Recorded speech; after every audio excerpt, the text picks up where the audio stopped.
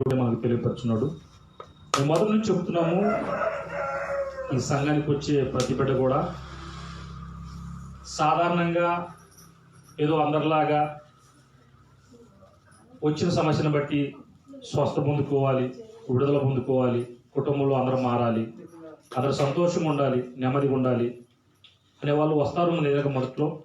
కానీ ఈ సంఘంలో నిలబడే వాళ్ళు క్రీస్తు ఈ భూమి మీద ఏమి కలిగి ఉన్నాడో కుమారుడు యేసు ద్వారా అలాంటివి కలిగి ఉండాలని దేవుడు కోరుకుంటున్నాడు. హల్లెలూయా. సాధారణమైన వ్యక్తులు ఇక్కడ నిలబడలేదు కాబట్టి ఆ స్వస్థ కలిగిన తర్వాత వెళ్ళిపోయిన వాళ్ళు అనేక మంది చూసాం.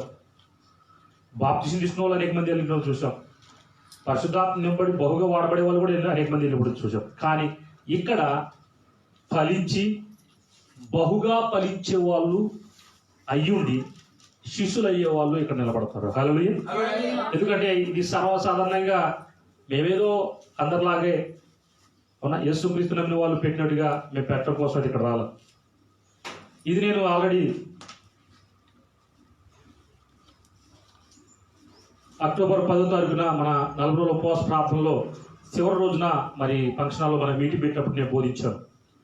అయితే మరి గత మంగళ, బుధ, గురు, శుక్రవారాల్లో నేను హైదరాబాద్లో మీటింగ్ జరిగినప్పుడు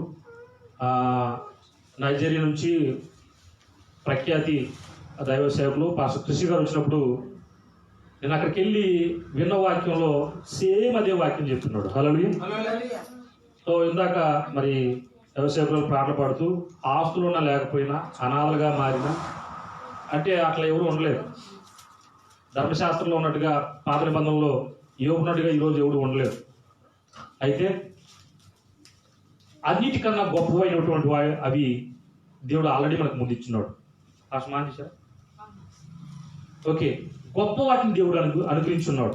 ఆ గొప్ప వాటిని నీకు ఇప్పుడు కాదు, జగత్ పునాది వేయబడక మునిపే, భూమి ఆకాశాలు సృష్టించక మునిపే దేవుడు అవి నీకు ఇచ్చున్నాడు. హల్లెలూయా. అవి ఇచ్చిన దేవుడు ఈరోజు ఇక్కడికి వచ్చి నీతో మాట్లాడి అవి నీ వాళ్ళ సంగతి నీకు గుర్తు చేసి నువ్వు అడిగి పొందుకోవాలన్న ఉద్దేశంతో ఇక్కడ నడిపించున్నాడు. హల్లెలూయా. కాబట్టి దేవుడి దగ్గరికి వచ్చిన వాడు గొప్ప స్థాయిలోకి వెళ్తేనే నమ్ముతారు, కానీ తక్కువ స్థాయిలోకి వెళ్తే ఎవరు నమ్మరు. అవునా? అప్పుడు దాకా అప్పు లేదు. ఈ క్రీస్తు దగ్గరికి వచ్చిన తర్వాత మరీ దిగదారిపోయి అప్పులు ఎక్కువైపోయి ఉడేసుకున్నాం అనుకో, ఎవడన్నా వస్తారు దేవుడి దగ్గరికి? అస్సలు రాదు. అసలు ఏ అప్పు లేకుండా అప్పిచ్చే బిడ్డగా ఉన్న మనం అప్పు తీసుకునే వాళ్ళగా మారితే ఎవరైనా వస్తారా? ఎవరు రాదు. అప్పుడు దాకా ఏ రోగం లేదు. ఈ క్రీస్తు దగ్గరికి వచ్చిన తర్వాత మరి రోగాలు పరైపోతే ఎవరు వస్తారా? అస్సలు రాలేదు. కానీ ఈయన మన జీవితంలో కోరుకుంటున్న ప్రతి మాట శ్రేష్టమైంది. దాని కొరకు ప్రతి వారము ఇక్కడ మనం సంఘంగా అంటే అందరం గ్రూప్గా కూడి కమ్యూనిటీగా కూడి విన్న తర్వాత అది మనం పొందుకోవాలని, కేవలము అది యేసుక్రీస్తు యొక్క మాట వినడం ద్వారా మాత్రమే అని, అది విశ్వాసము అన్న సంగతి ప్రభు మనకు గుర్తు చేస్తున్నాడు. కాబట్టి నేను ఈ 4 రోజులు ఏమి విని అవునా సేవకుల దగ్గర నుంచి పొందుకొని వచ్చినానో అది మీకు ఇవ్వాలని ఆశపడుతున్నాను. హల్లెలూయా. సో ఎవరైతే ఈ వాక్యం వినేసి సిద్ధపడతారో వాళ్ళకి ఖచ్చితంగా ఆ అభిషేక బలం యొక్క శక్తి సామర్థ్యం మీకు కనపడపడుతుంది. మొదటికి వెళ్దాం వాక్యంలోకి. యోహాను సువార్త 10వ అధ్యాయము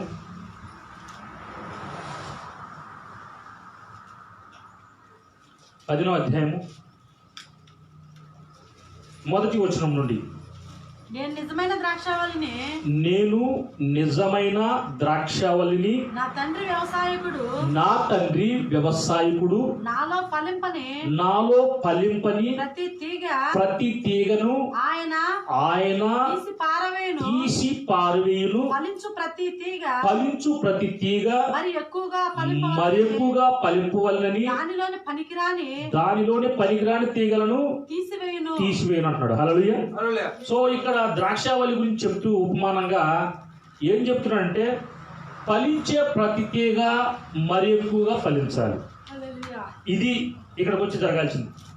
ఆల్రెడీ ఇంతకుముందు నీకు కొంచెం పర్లేదు, బాగుంది, తినడానికి తిండి ఉంది, 3 పూటలు కట్టుకోవడానికి బట్టలు ఉన్నాయి, అవునా, ఉండడానికి ఇల్లు ఉంది, ఏది తక్కువగా అట్లా. కానీ ఇక్కడికి వచ్చిన తర్వాత అవి ఏం కావాలి? మరి ఎక్కువ కావాలి. హల్లెలూయా.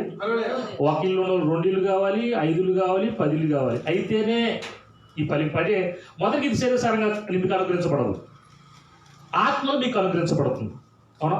ఆత్మ యొక్క జీవంలో మీకు అనుగ్రహించబడుతుంది. అది మీకు అర్థమవుతుంది అన్నమాట.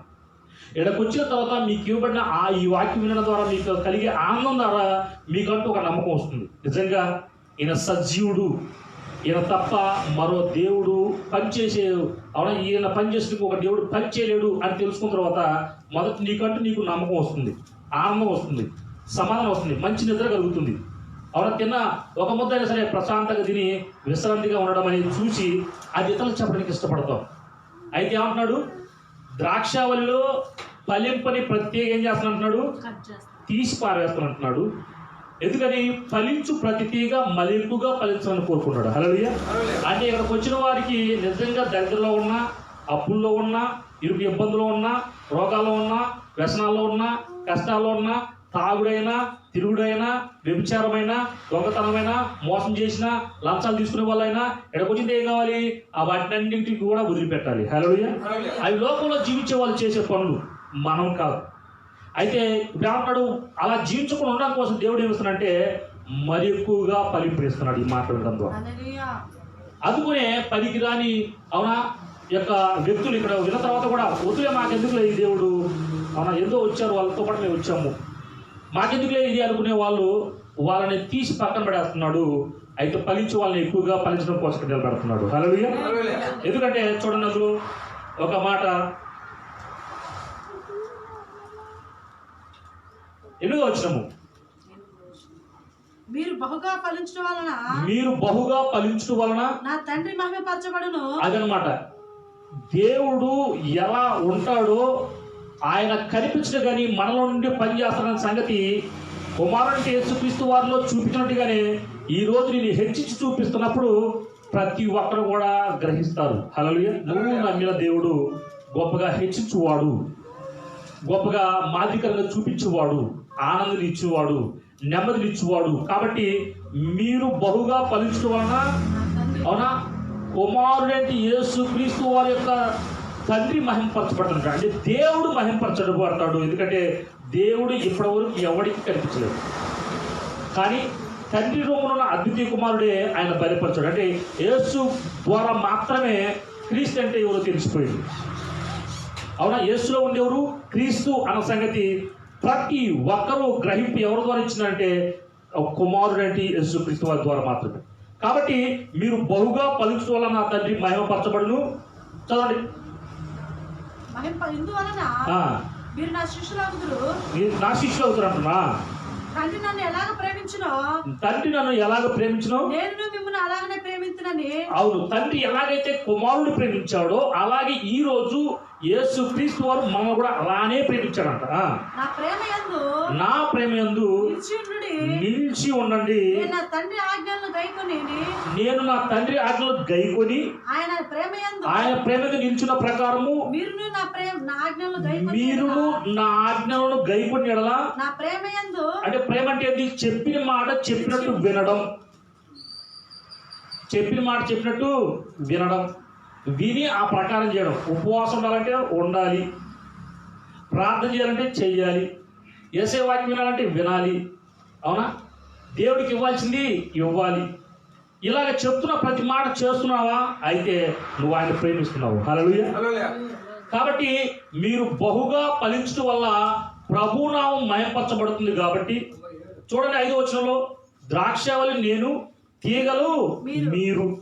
ఎవడు నా యందు నిల్చున్నో నేను ఎవరి యందు నిల్చున్నో వాడు బహుగా ఫలించును. నాకు వేరుగా ఉండి మీరేమి చేయలేరు అంటున్నాడు. అంటే నా మాట వినకుండా ఈ భూమి మీద మీరు ఏమి చేయలేని బిడ్డలుగానే ఉంటారు. చూడండి, రోగం ఎక్కువైతుంటే అప్పుడు దాకా అప్పుడు దాకా మనకెవరు సలహాలు ఇవ్వరు. ఎప్పుడైతే మనకు రోగం వస్తుందో, అమ్మా ఇక్కడికి వెళ్ళండి, అక్కడికి వెళ్ళండి, ఈ హాస్పిటల్కి వెళ్ళండి, ఆ హాస్పిటల్కి వెళ్ళండి అని చెప్పేవాళ్ళు తప్పించేసి ₹1 చదువుకునే వాళ్ళు ఎవరు కనపడరు మనకి. అవునా? మీరు చూసే ఉంటారు. నాకు తెలిసి దూరం వల్ల కన్నా సొంత బంధువులే మనం దూరం పెట్టడం చూస్తూ ఉంటాం. ఏ సమయంలో అనారోగ్యం వచ్చినా, అప్పులు పాలైనా, ఇంట్లో గొడవలు అల్లర్లైనా ఆ సమస్యను తీర్చడానికి సొంత వాళ్ళు ఎవరు రాదు. ఎవరు వస్తారు? ఎవరో దేవుడు పంపించిన బిడ్డ వచ్చేసి వాళ్ళకి సమాధానం ఇస్తూ ఉంటాడు. ఎవరో తెలియని వాళ్ళు దేవుడు పంపించిన వాళ్ళు తీసుకొచ్చి వాళ్ళకి సహాయం చేస్తూ ఉంటారు. ఎందుకంటే ఇక్కడ అయిన వాళ్ళు చేరగని ఇక్కడ చేస్తే ఎవరైనా చేస్తారంటే ఎవరైతే క్రీస్తు యొక్క మాట విని ఆ మాట నమ్మి ముందుకెళ్ళే వాళ్ళకి బహుగా ఫలిస్తారంట. వినే వాళ్ళకి ఒకవేళ అనకపోతే ఏం చేయలేరు. మీరు గతకాలం ఏం చేయలేరు, ఇప్పుడు కూడా ఏం చేయలేరు. అయితే మీరు బహుగా ఫలింపు ఎలా ఇస్తారో చూడండి. మొదటిగా యేసుక్రీస్తు వారు ఏం చూపించాడో మనం అది నేర్చుకున్నాం. బహుగా ఫలింపు అనేది ఎలా చూద్దాం. యోహాను సువార్త మొదటి అధ్యాయము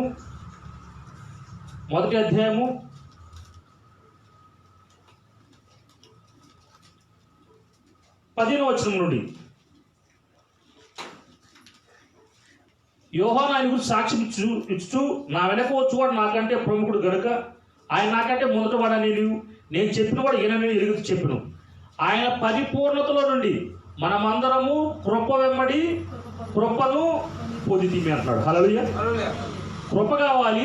దేవుడిచ్చిన కుమారుడి ప్రాణమైనటువంటి రక్తము దానంగా కావాలి. పరిశుద్ధాత్మ కూడా కావాలి. హల్లెలూయా. కృప వెంబడి కృప, కృప వెంబడి కృప, యేసే క్రీస్తు. సో ఇలాగ మనం తెలుసుకోవాలంటున్నాడు. అంటే దానం ఇచ్చాడు తన యొక్క కుమారుని యొక్క ప్రాణాన్ని, దానితో పాటు మళ్ళీ ఏమిచ్చాడు, తన యొక్క ఆత్మని ఇచ్చాడు. కాబట్టి ఏమన్నాడు, యేసుక్రీస్తు వారు ఎలాగ పరిపూర్ణత చెందాడంటే మన కొరకు తన యొక్క తండ్రి చెప్పిన మాట ఉన్న ఫలానా చివరి రక్త బొట్టు వరకు కార్చి మనల్ని తన కొరకు తండ్రి కోసం కొన్నాడు. హల్లెలూయా. కాబట్టి మనమందరం కూడా ఆయన పరిపూర్ణత నుండి మనమందరం కూడా ఏం పొందాము, కృప వెంబడి కృప. కృప మాత్రమే కాదు, పౌలుకి ఏం చెప్పాడు, నా కృప నీకు చాలు అన్నాడు. మనకి కృప వెంబడి కృప. అయితే ఈ కృప మళ్ళీ ఎంత ఉందో చూద్దాం. ఎఫెసీయులకు రాసిన పత్రిక బాగా ఒకవేళ రాసుకోండి, మీరు రాసుకోండి కూడా గుర్తు మరి మర్చిపోకుండా రానంటే కూడా. మొదటిగా కృప వెంబడి కృప, రెండో చూద్దాం. ఎఫెసీయులకు రాసిన పత్రిక మొదటి అధ్యాయము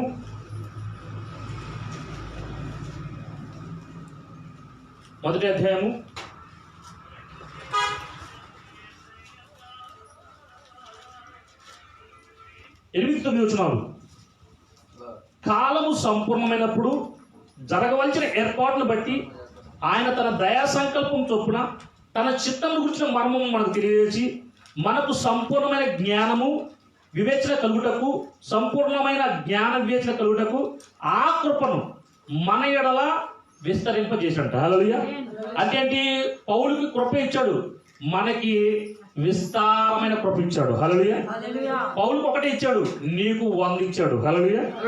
అంటే పౌలు కన్నా ఎక్కువగా గొప్పగా చూపించాల్సిన బాధ్యత ఈ భూమిని ఎవరికైనా ఉంటే అది ఎవరికి ఉండాలి, నీకే ఉండాలి. హల్లెలూయా.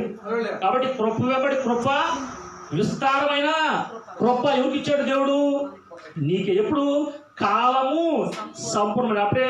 అంటే నీ యొక్క పని భూమి మీద అవసరం లేదు, ఇక సత్తే చాలు, ఇక భూమి మీద బతకాల్సిన అవసరం లేదు అనుకునే వాళ్ళు మాత్రమే యేసుక్రీస్తు దగ్గరికి వస్తారు. ఎవరు రారు. నా బ్రతుకు దేనికి, ఇక నీది ఇక్కడ బతుకుంటే కూడా ఏం ప్రయోజనం లేదు, సత్తే అవునా, ఇక ఇట్లా చచ్చిపోదాం అనుకునే సమయంలో ఎవరో ఒక మాట చెప్తారన్నమాట. యేసుక్రీస్తు దగ్గరికి వెళ్ళండి, మీకు సమాధానం ఇస్తాడు, మీకు స్వస్థత ఇస్తాడు, మీకు విడుదల ఇస్తాడు, మీకు రక్షణ ఇస్తాడు, అవునా, మీకు ఆ అప్పులు విడిపిస్తాడు, ఆ నొప్పులు తీసేస్తాడు, కుటుంబంలో భార్య భర్తలు బాగుంటారు, మీ బిడ్డలు మేము ప్రేమిస్తారు, చెప్పు మాట వింటారు. ఇలా విని వస్తారన్నమాట. వచ్చి వాళ్ళు బ్రతికి ఏం చేస్తారంటే ఇతరులు కూడా బ్రతికించడానికి సాక్షులు అవుతారు. హల్లెలూయా. ఆ రోజు 2016లో నేను కూడా ఇదే పరిస్థితి అన్నమాట.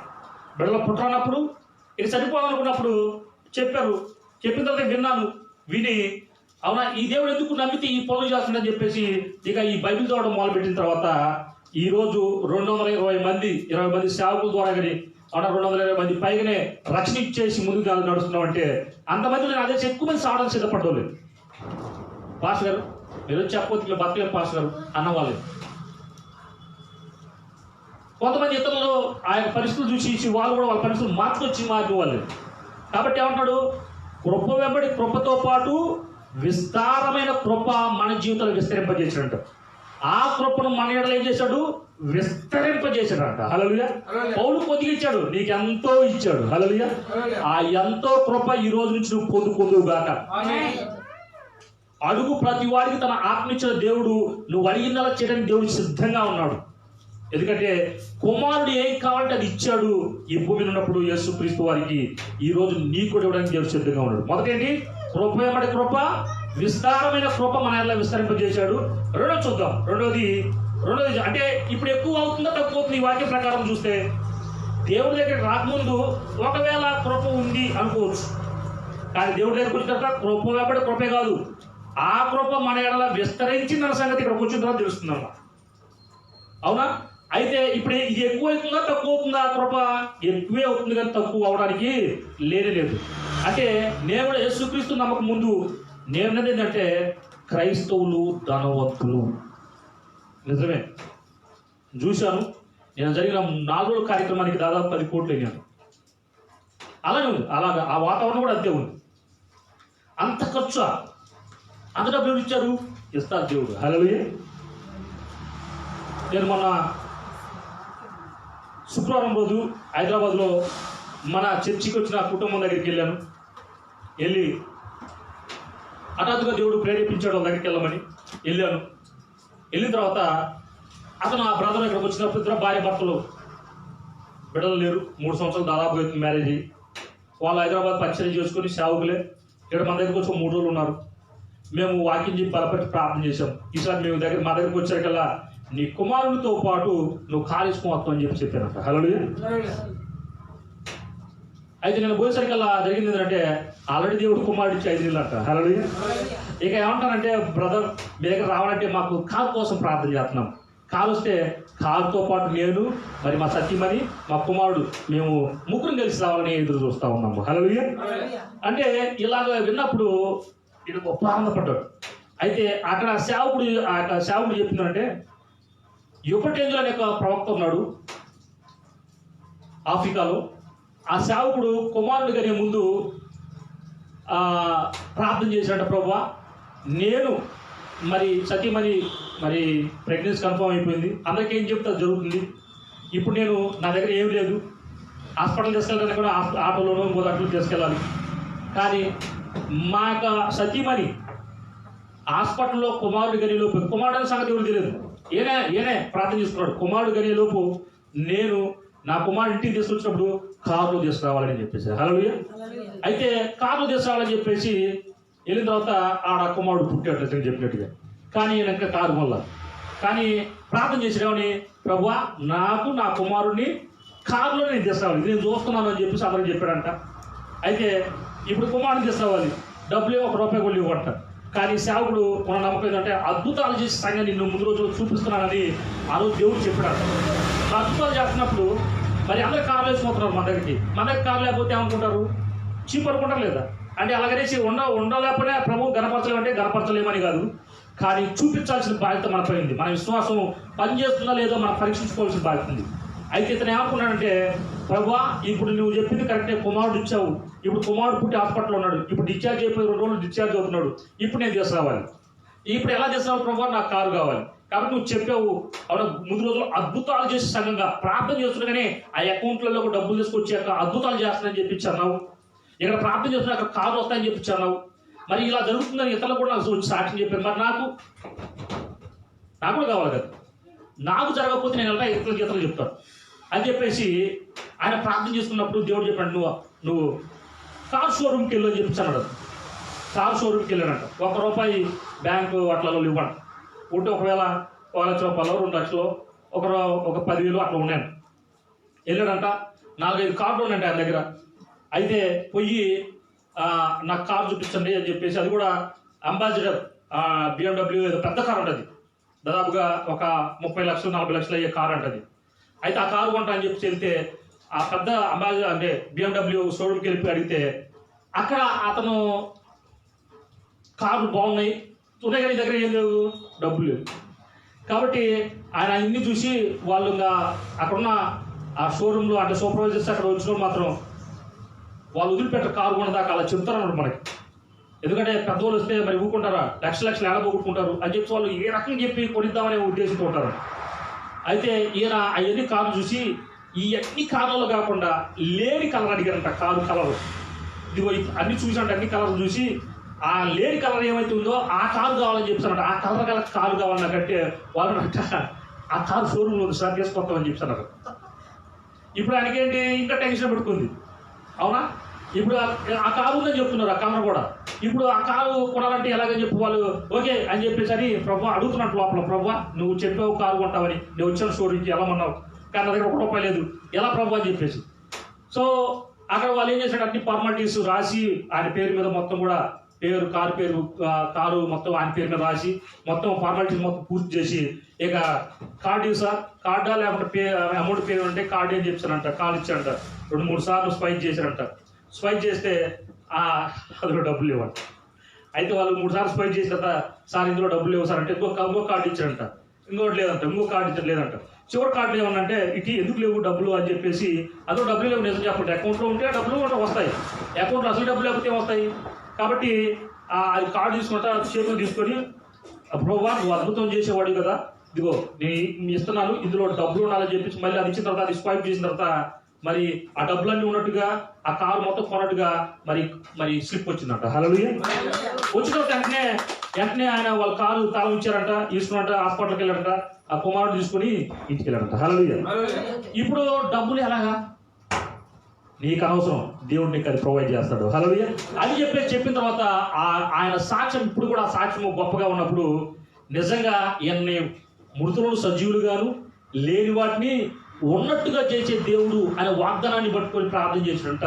లేని ఏమి ఈ భూమి మీద మనకు అన్నీ లేవు, నిజంగా ఏమీ లేవు, ఉన్నాయి అనుకుంటాం ఏమి లేవు, కానీ ఉన్నదాలు ఏదైనా ఉంటే లేనిది అది పరిశుద్ధాత్ముడు మాత్రమే. హల్లెలూయా. ఆయన కృప ద్వారా మనకు అనుగ్రహించబడ్డాడు. అవునా, కృప కూడా మనకు అనుగ్రహించబడింది ఆత్మ ద్వారా మాత్రమే. కాబట్టి ఇప్పుడు మొదటిగా ఏమి ఇస్తున్నాడు, కృప ఇస్తున్నాడు. ఆ కృప దేని ద్వారా వస్తుందో చూద్దాం. ఇంకోటి అంటే ఇప్పుడు ఎక్కువైన తర్వాత వస్తారా లేదా, ఆయన ఆ కారు కూడా ప్రార్థన చేసిన తర్వాత అనేక బ్యాంకు వచ్చిన విశ్వాసాలు, బ్యాంకులలో అకౌంట్లు వచ్చిన తర్వాత, డబ్బులు వచ్చిన తర్వాత వాళ్ళందరూ వచ్చి కూడా మొదలు పెట్టారంట. హల్లెలూయా. జరుగుతుందా లేదా ఎక్కడైనా సరే? ఇప్పుడు నీ 10 లక్షలు ఇచ్చేసి ఒక ₹100 దేవుడికి అని అంటే ఇస్తారా, ఇవ్వకుండా ఆపుతారా? నీకు 10 లక్షలు నీ అకౌంట్కి వచ్చి ₹100 చర్చిలో సంఘంలో కాపరికి అంటే ఇస్తారా, ఇవ్వరా? 100 ఇస్తారా, 1,00,000 ఇస్తారా? ఎక్కువ ఇస్తారు. హల్లెలూయా. దేవుడు ఇవ్వడం దానికి కూడా ఎక్కువ ఇస్తారు, ఎందుకంటే నాకు అడగకుండా దేవుడు ఇచ్చాడు కాబట్టి నేను ఇవ్వాలి అని ఉద్దేశం చేస్తారు. అయితే ఇప్పుడు మొదట ఏం చెప్పాడు, కృప వెంబడి కృప, విస్తారమైన కృప. అయితే ఇప్పుడు ఇంకోటి చూద్దాం, విశ్వాసం చూద్దాం. రోమపత్రిక 10వ అధ్యాయము 10వ వచనము. కాగా వినుట వల్ల విశ్వాసం కలుగును, వినుట క్రీస్తుని గురించిన మాట వల్ల కలుగుతుందంట. హల్లెలూయా.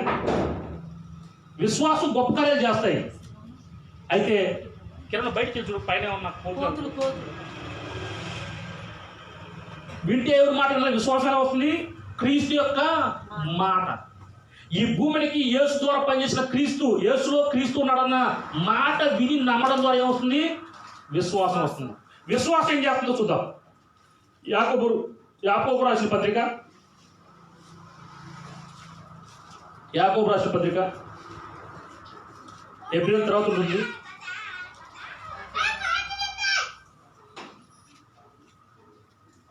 2వ అధ్యాయము. వినుట వల్ల విశ్వాసం కలుగుతుంది, వినుట క్రీస్తు గురించిన మాట వల్ల కలుగుతుంది. కాబట్టి 10వ వచనము. అలాగే విశ్వాసం క్రియలు లేనిదైతే, విశ్వాసం ఏం కావాలంటే, విశ్వాసం ఏం చేసుకోవాలి, క్రియలు. అర్థమైందా? పనులు జరిగించాలి. నువ్వు వచ్చి ఇక్కడ వింటున్న మాట నీకేం జరిగించాలి, పని. ఏ సమస్యతో అయితే ఇక్కడికి వచ్చావో ఆ సమస్యకు పరిష్కారము సమాధానంగా చూపించడమే క్రియ. అనారోగ్యంతో వచ్చావా, స్వస్థత క్రియ. నొప్పితో వచ్చావా, ఆ నొప్పి పోవడము క్రియ. అప్పులో వచ్చావా, ఆ అప్పులు పోయి నువ్వు అప్పించక బిడ్డగా మారుతావా, క్రియ. ₹1,00,000 వచ్చిన బిడ్డకి నెక్స్ట్ వారం 10 లక్షలు వచ్చాయనుకో, నువ్వు సాక్ష్యం చెప్తావు లేదా, క్రియ. హల్లెలూయా. తలనొప్పులు వచ్చినా, గర్భఫలం వచ్చినా, జాబ్ లేబులు వచ్చినా, వివాహం జరగకొచ్చినా ఇక్కడ ఏం కావాలి, క్రియ. విశ్వాసం ఏం చేస్తుంది, నువ్వు విన్న క్రీస్తు యొక్క మాట ఏం చేస్తుంది, నీకు పని తరిగిస్తుంది, పని సమాధానంగా చూపిస్తుంది. ఏమి లేక వచ్చావో అది ఇవ్వడమే క్రియ, పని, కార్యము. విశ్వాసము క్రియలు లేదైతే అది ఒంటిగా ఉండి మృతమైన తగ్గుతుందంట. హల్లెలూయా. నేను నమ్ముతున్నా పాస్టర్ గారు, కాదు, నీ నమ్మకం పని జరగాలంతే. నేను నమ్ముతున్నా ఇంకా పని జరగాలంతే. జరగట్లేకపోయిన దగ్గర విజయ విశ్వాసం ఎలాంటిదో ఒకసారి పరీక్షించుకోవాలి. ఎలా చూద్దామా? ఒకసారి 2 కొరింథీయులకు రాసిన పత్రిక. సో విశ్వాసం వెళ్తున్నాం మనం. 2 కొరింథీయులకు రాసిన పత్రిక జీసస్ 13వ అధ్యాయము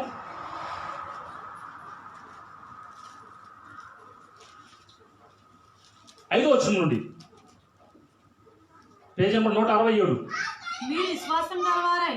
మీరు విశ్వాసము గలవారై ఉన్నారో లేదో మిమ్మల్ని మీరే శోధించుకొని చూసుకోండి, మిమ్మల్ని మీరే పరీక్షించుకోండి. చూడండి, పరీక్షించుకోవాలి. నిజంగా మనం ఇక్కడికి వస్తున్నాం, ఇక్కడికి వచ్చినా పని జరగట్లేదు. ఎందుకు జరగట్లేదు? మనం వినే మాట క్రీస్తు మాట అయితే ఎందుకు ఆ పని జరగట్లేదు? అయితే మనం నిజంగా వింటున్నామా? క్రీస్తు గురించి వింటున్నామా?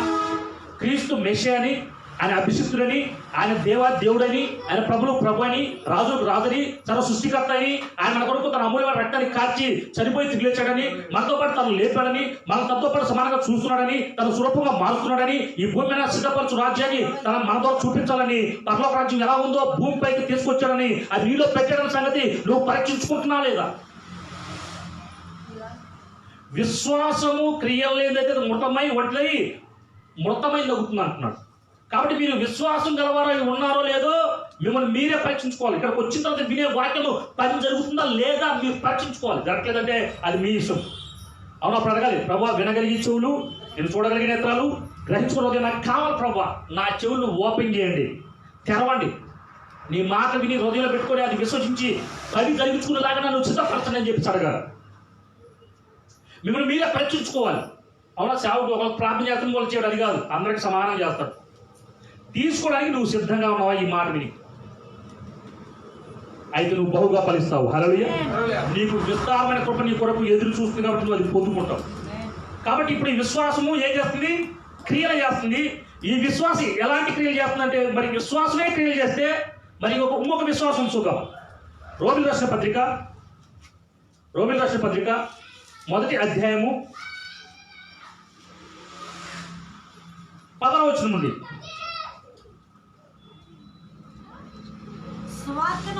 శుభవార్తను గురించి నేను సిగ్గుపడు వారును. అంటే దేవుడు నీకు చేయబోయే గొప్ప అద్భుతమైన సాక్ష్యము, నీ యొక్క మరణమైన స్థితిలో నీ జీవితాన్ని జీవంగా మార్చే సాక్ష్యము. అవునా? దీని గురించి నేను సిగ్గుపడేవాడిని కాదు. నన్ను మార్చాడు. దరిద్రంలో ఉన్న నన్ను, ఇరుకు ఇబ్బందులు ఉన్న నన్ను, అవునా, అప్పుల్లో ఉన్న నన్ను, ఆ నిజం చెప్పడానికి ఏమి లేవు నాకు. అవునా? నాకు ఉందల్లా ఏంటో తెలుసా? బిడ్డలు లేరు అనే సమస్య. నాకు డబ్బు ఉంది, జాబ్ ఉంది, సమృద్ధి ఉంది, పాస్ నేను ఎక్కడ కావాలంటే అక్కడికి, అవునా, నెలలో 1 వారం చక్కర్లో కొట్టుకుంటా. అవునా, కేరళ, తమిళనాడు, కర్ణాటక, మన ఆంధ్రాలో, అవునా, ఇటు చూడబోతే అన్ని చోట్ల తిరిగేవాళ్ళం సరదాగా. ఏముండి? డబ్బులుండి. కానీ ఎక్కడో తలనొప్పి. ఎందుకంటే నేను ఏం కలిగి ఉండాలో అది లేదు నా దగ్గర. డబ్బు ఉంది, జాబ్ ఉంది, అవునా, బిజినెస్ కూడా ఉంది. దాదాపు 70 నుంచి 80 వేల దాకా నేను కూడా శాలరీ ఇస్తున్నాను నెలకి. ఒక 10 మంది 12 మందికి ఆ స్త్రీలకి, లేడీస్ నేనే శాలరీ ఇస్తేవాడిని. పాస్టర్గా సూపర్వైజర్ అందరూ. ఒక బిజినెస్ పెట్టి జాబ్ చేసుకుంటే మేము దాన్ని కొనసాగిస్తా ఉన్నాం. అదేమీ కాదు మాకు సమస్య. మాకున్న సమస్య ఏంటి? బిడ్డలు కలగరు అనేది. అయితే ఆ రోజు నమ్మాము. 2 వారాల తర్వాత నార్మల్ రిపోర్ట్ వచ్చింది. 3 నెలల తర్వాత పాస్టర్ కన్జ్యూమ్ అయింది. మొదట గ్రేస్ ఇచ్చాడు, గ్రేస్ ఫిజికల్ అని. ఆ తర్వాత 2021లో మరి అజరణ ఇచ్చాడు దేవుడు. హల్లెలూయా. అయితే ఇష్యూ ఏంటంటే విశ్వాసం కార్యం చేసింది. ఎలాంటి కార్యం అంటే చూడండి. గ్రేస్ ఏంటి మీరు చేసేది?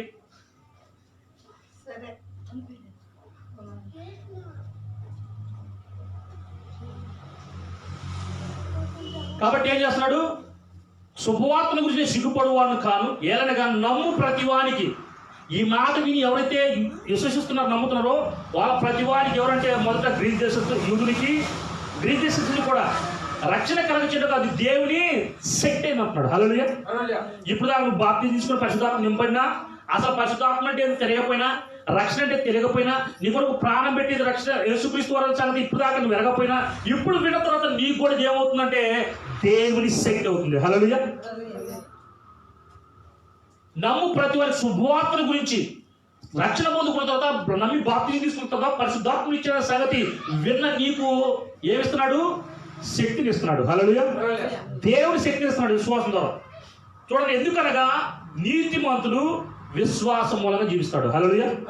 ఇప్పుడు తినడానికి తిండే లేదు నువ్వు 100,000 మంది పెడతావు ముందు రోజుల్లో. హల్లెలూయా. ఇది నీతి. ఇప్పుడు మన తినడానికి ఒక పూటకే లేదు, కానీ ముందు రోజుల్లో 100,000లో నువ్వు పెడతావు. ఇది ఏమిటి? విశ్వాసం. దీని ద్వారా మనం బ్రతుకుతాం అంటున్నాడు. హల్లెలూయా. నీతిమంతుడు విశ్వాస మూలంగా జీవించునని రాయబడిన ప్రకారము విశ్వాస మూలంగా అంతకంతకు విశ్వాసం కలగాలంట. హల్లెలూయా. అంటే ఈరోజు దేవుడు స్వస్థపరిచాడు, రేపు నువ్వు స్వస్థపరిచేట్టుగా మారాలి. ఈరోజు అవునా అప్పులోని వచ్చి నువ్వు అప్పులు తెచ్చడే కాదు, ఇతరులకు అప్పిచ్చే బయటగా మారాలి. అది విశ్వాసం, అధికమైన విశ్వాసం. విశ్వాస మూలంగా జీవించిన రాయబడిన ప్రకారం విశ్వాస మూలంగా అంతకంతకు విశ్వాసం కలుగునట్టు దేవుని నీతి దాని యందు బయలుపరచబడుతున్నది అంటున్నాడు. హల్లెలూయా. అంటే నీకు ఎక్కువ ఇస్తే నువ్వు నిలబడ్డావు కాబట్టి, ప్రతి వారం దేవుని సన్నిధికి వచ్చి దేవుని మాట విని పొందుకుంటున్నావు కాబట్టి నీ ఎదుగుదల ఇతరులు చూసి ఏమంటారంటే, అబ్బా ఈ బిడ్డ మాత్రం ఎన్ని కష్టాలు వచ్చినా, ఎన్ని ఇబ్బందులు వచ్చినా, ఎన్ని ఇరుకులు వచ్చినా, ఎన్ని సోదరులు వచ్చినా మనకన్నా పెరుగుతున్నా ఈ దేవుడిని పెట్టుకుని ముందుకు వెళ్తుంది కాబట్టి ఈ బిడ్డ ఈ రోజు ఎంత గొప్ప స్థాయికి వెళ్ళిందంటే నిజంగా వాళ్ళ విశ్వాసం చాలా గొప్పది. హల్లెలూయా. దాన్ని ఏమంటున్నాడు? నీతి. విశ్వాసం దేవుని నీతి దాని ఎందుకు బయలుపడుతుంది అంటే విశ్వాసం ద్వారా బయలుపరచబడుతుంది. నీ మేలు అది నిజంగా ఈ రోజు వరకు కూడా ఇల్లు లేదా, అద్దెంట్లో ఉంటున్నావా, నువ్వు ఇల్లులో అద్దెకి ఇవ్వాలి. అది విశ్వాసం అంటే. హల్లెలూయా. అంతకంతకు ఇవ్వాలి, అయితేనే దేవుడు నమ్ముతాడు. మొదట నేను చెప్పేటంటే, ఒకటి కృప నుండి అధిక కృప, మన ఎడల విస్తారమైన కృప, ఆ తర్వాత విశ్వాసము, విశ్వాసములో అంతకంతకు విశ్వాసము. హల్లెలూయా. విశ్వాసం ఏంటి? అంతకంతకు విశ్వాసం. అయితే మూడోది చెప్తా ఉన్నాడు. మూడోది యోహాను సువార్త 10వ అధ్యాయము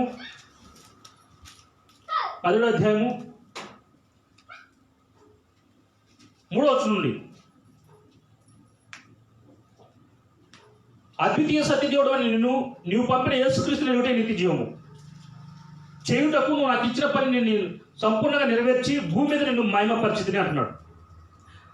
అవునా? ఇప్పుడు దేవుడు కుమారుడు యేసుక్రీస్తు వారి భూమి మీద చేయాలంటే ఏమిచ్చాడు? దేవుడు ఆయనకి మహిమనిచ్చాడు. మహిమనిచ్చి ఏం చేస్తాడు? ఆయన నామని మహిమ తీసుకొస్తున్నాడు. 4వ వచనము. ఓకే, 5వ వచనము. తండ్రి, లోకం పుట్టక మునుపు నీ యొద్ద నాకు ఏ మహిమ ఉండడు, ఆ మహిమతో నన్ను ఇప్పుడు నీ యొద్ద మహిమపరచుము అంటున్నాడు. హల్లెలూయా.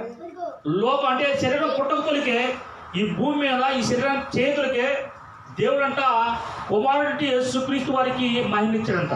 ఇప్పుడు ఆ మహిమని ఏమంటున్నాడు? అడుగుతున్నాడు నాకు ఇవ్వాలని. నువ్వు ఎప్పుడు వచ్చాడు? ఈ శరీరంలోకి రాత్రికి నాకు మహిమిచ్చావు. ఇప్పుడు ఈ శరీరంలోకి వచ్చి ఈ భూమి నేను ఉన్నా. ఇప్పుడు ఏం చేస్తావు? నువ్వు ఈ దగ్గర నాకు ఏ మహిమ ఉందో ఆ మహిమ ఇచ్చి ఇప్పుడు నన్ను మహిమపరచుంటాడు. హల్లెలూయా. అయితే ఇప్పుడు ఆయనకి ఇచ్చాడు. ఇప్పుడు మనకేంటి? కుమారుడు ఏంటి? యేసుక్రీస్తు వారికి ఇచ్చాడు మహిమ. ఇప్పుడు మనకేంటి అంటే చూడండి 23వ వచనంలో, వారి యందు నేనును నా యందు నువ్వు ఉండటం వలన వారు సంపూర్ణంగా చేయబడి ఏకంగా ఉన్నందున నువ్వు నన్ను పంపించవని, నువ్వు నన్ను ప్రేమించినట్టే వారిని కూడా ప్రేమించవని లోకం తెలుసుకున్నట్లు నాకు అనుగ్రహించిన మహిమను వారికి ఇచ్చితిని అంటున్నాడు. హల్లెలూయా. మొదట ఏం ప్రార్థన చేస్తున్నాడు? లోకం పుట్టక దేహం పుట్టక మునుపు ఈ భూమి మీద ఏ మహిమ నీ దగ్గర ఉందో ఆ మహిమతో నన్ను మహిమపరచని అడిగిన యేసుక్రీస్తు వారు ఇప్పుడు అంటున్నాడు, నువ్వు నేను ఏకమై ఉండడానికి ఒకటి కారణం అనేది మహిమ. ఆ మహిమ ఇప్పుడు ఎవరికి కావాలంటున్నాడు?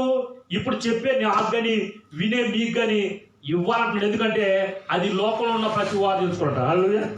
దేహాలు ఉన్న ప్రతి వారు నేను ఆశీర్వదించబడాలి, నాతో పాటు మీరు ఆశీర్వదించబడాలి, మీరు ఆశీర్వదించబడాలి, మీతో పాటు నేను ఆశీర్వదించబడాలి. దేని ద్వారా? ఆయన ఇచ్చిన మహిమ ద్వారా. హల్లెలూయా. అసలు మహిమ అంటే ఏంటంటే, అవునా, కీర్తన గ్రంథం ద్వారా 9 రాబడింది. అవునా, ఆత్మ అని రాయబడింది. మహిమ అంటే ఏంటి? ఆత్మ. ఇప్పుడు కుమారుడికి ఏ ఆత్మ అయితే ఇచ్చాడో అదే ఆత్మ పొందుకొని ఇప్పుడు ఎవరికి ఇచ్చిన ఆత్మని మనకిచ్చాడు. హల్లెలూయా. ఇప్పుడు మహిమ ఇస్తే సరిపోతుందా? ఆత్మ సరిపోతుందా? లేదు. అయితే ఎలా ఇచ్చాడు చూడండి ఆ మహిమను. 2 కొరింథీయులకు రాసిన పత్రిక 3వ అధ్యాయము 2 కొరింథీయులకు రాసిన పత్రిక 3వ అధ్యాయము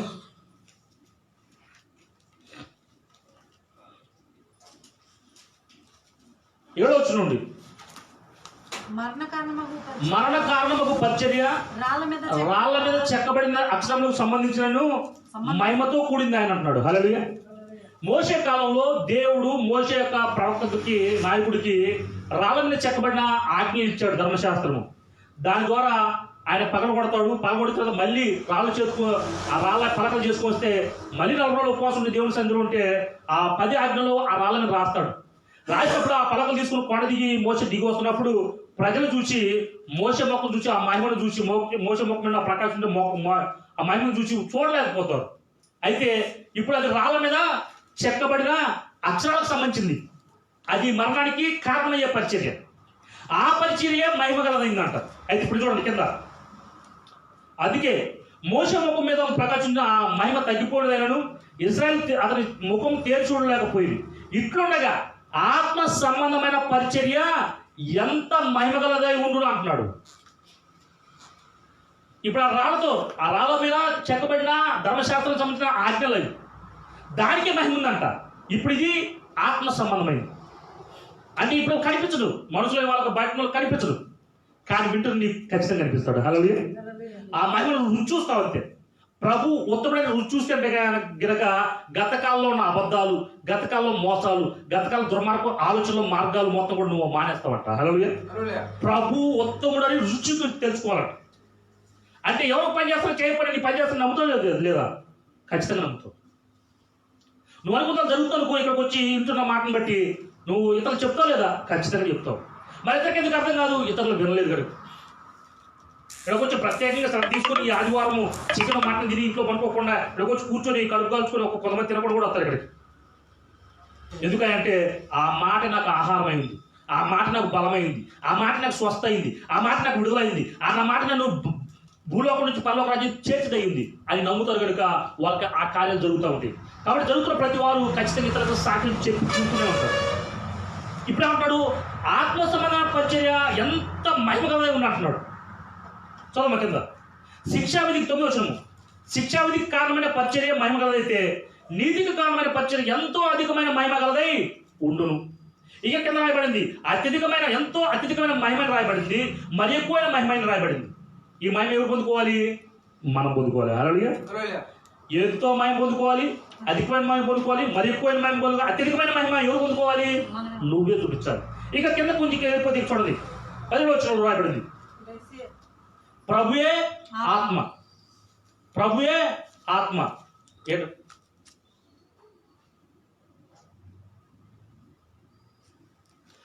ప్రభువే ఆత్మ. ప్రభు యొక్క ఆత్మ ఎక్కడున్నో అక్కడ స్వతంత్రం ఉంటుంది అంటాడు. మనమందరము ముసుగులేని ముఖంతో ప్రభు యొక్క మహిమను అద్దం వల్లే ప్రతిబింబించాలంట. అంటే అద్దంలో చూసుకుంటే నువ్వు ఎలా కనిపిస్తావో, అవునా? నిన్ను చూస్తే క్రీస్తు కూడా అలా కనిపిస్తాడంట. హల్లెలూయా. అంటే నువ్వు మాట్లాడితే స్వస్థతే, నువ్వు చూస్తే అద్భుతమే, అవునా? నువ్వు నడిస్తే గొప్ప కార్యాలే, నువ్వు చెప్తే మరి ఆశ్చర్యకార్యాలేదు. ఇవి జరిగి చూస్తున్నా ఎలా చూపించాలి? క్రీస్తు ఎలా చూపించాడు ఈ భూమి మీద అలాగా చూపించే బిడ్డగా నువ్వే తయారు కావాలి.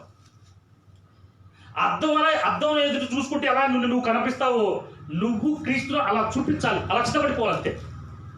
నువ్వు ఆలోచిస్తున్నా, నువ్వు మాట్లాడుతున్నా, నువ్వు వింటున్నా, నువ్వు నిద్రపోతున్నా, ఆ కార్యాలు ప్రత్యక్షంగా జరగాలి. నేను నిద్రపోయేసరికి ఆ కార్యం జరిగి తిరగాలి. హల్లెలూయా. ఆమె అలా జరగాలి అంతే.